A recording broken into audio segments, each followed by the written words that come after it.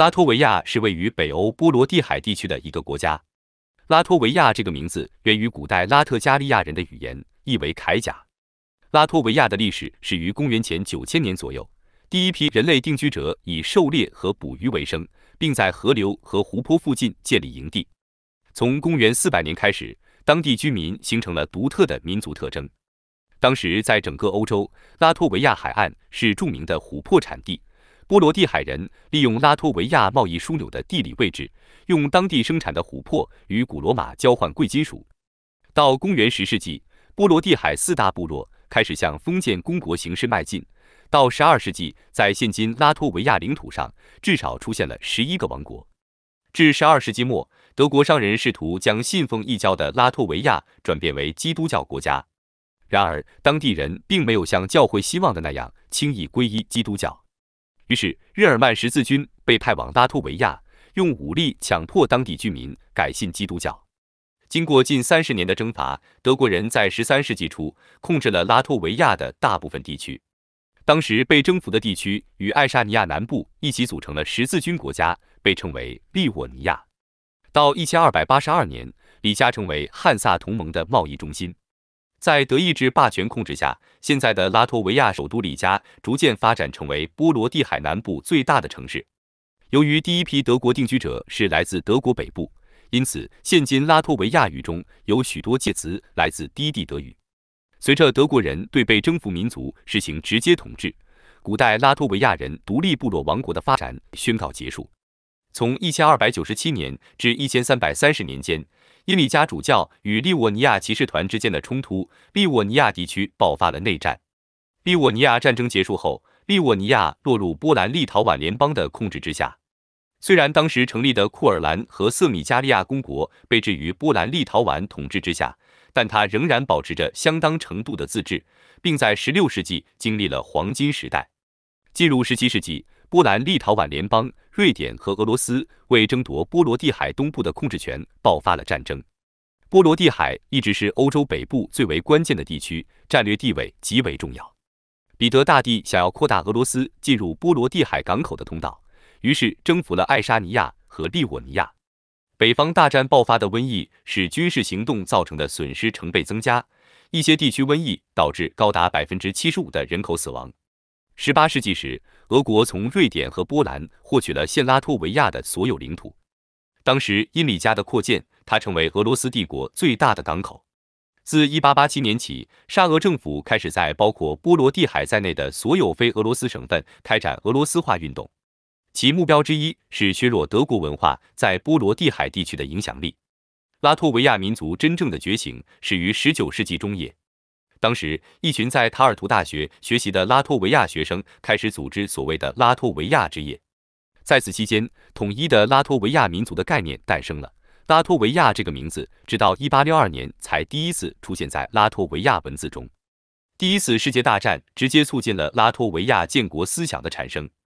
俄罗斯帝国2月革命后，大多数拉脱维亚人对国家仅抱有联邦制的期望，自由俄罗斯的自由拉脱维亚成为当时的口号。1918年10月19日，民主阵营代表向德意志帝国首相巴登亲王递交了一份请愿书，要求撤出占领军，释放战俘，并承认拉脱维亚的独立。1918年11月18日，拉脱维亚人民委员会宣布拉脱维亚共和国独立。到1919年春，拉脱维亚实际上有3个政府。随后的独立战争是东欧普遍混乱的内战和新的边界战争时期的一部分。1920年1月，拉脱维亚最终从苏联手中解放出来，并于1920年4月举行了拉脱维亚制宪会议选举。尽管当时拉脱维亚人口减少了近100万，但仍有50个政党和候选人角逐150个席位。当时在拉脱维亚，只要有100人签名就可以登记成立政党，并能获得政府的经济援助。1922年至1934年间，拉脱维亚共换了13届政府和9任总理。尽管最大的政党社会民主党担任了议会发言人，但他们避免参与政府事务。这为乌尔马尼斯发动不流血政变，建立民族主义独裁统治创造了条件。1939年8月24日清晨，苏联与纳粹德国签署了为期10年的互不侵犯条约。根据该议定书，拉脱维亚、芬兰和爱沙尼亚被划入苏联势力范围。1940年8月5日，苏联正式吞并拉脱维亚。苏联占领的第一年，至少有34250名拉脱维亚人被驱逐到西伯利亚，据估计，那里的死亡率高达40%。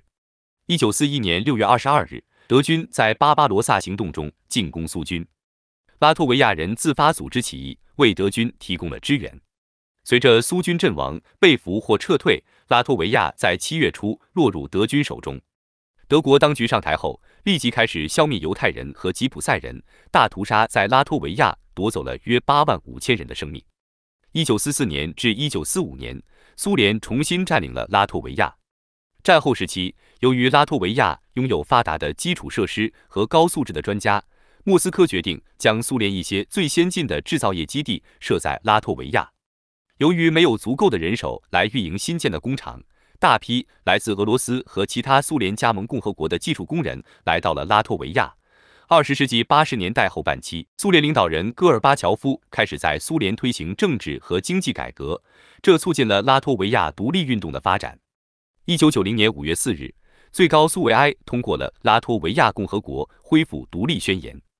1991年1月，苏联政治和军事力量试图推翻拉脱维亚共和国当局，但未能成功。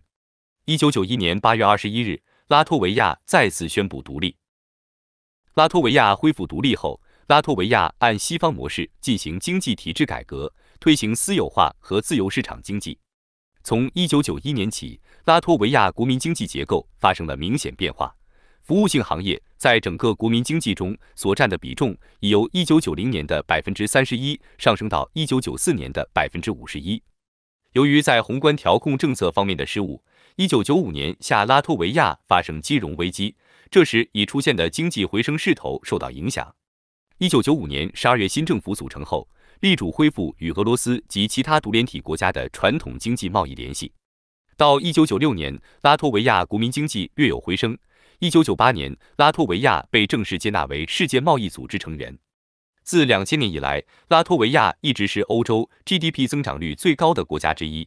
但在2008年，拉脱维亚遭国际金融危机重创，国内生产总值连续2年下降达20%。2009年，拉脱维亚接受国际货币基金组织和欧盟75亿欧元贷款援助之后，拉脱维亚成功实施财政紧缩。2011年起，拉脱维亚恢复了经济增长。近年来，拉脱维亚人口已从刚独立时的270万减少到了190万。人口加速流失的主要原因是拉脱维亚年轻人失业率高，收入水平低，导致大量拉脱维亚人移居到其他欧盟国家定居。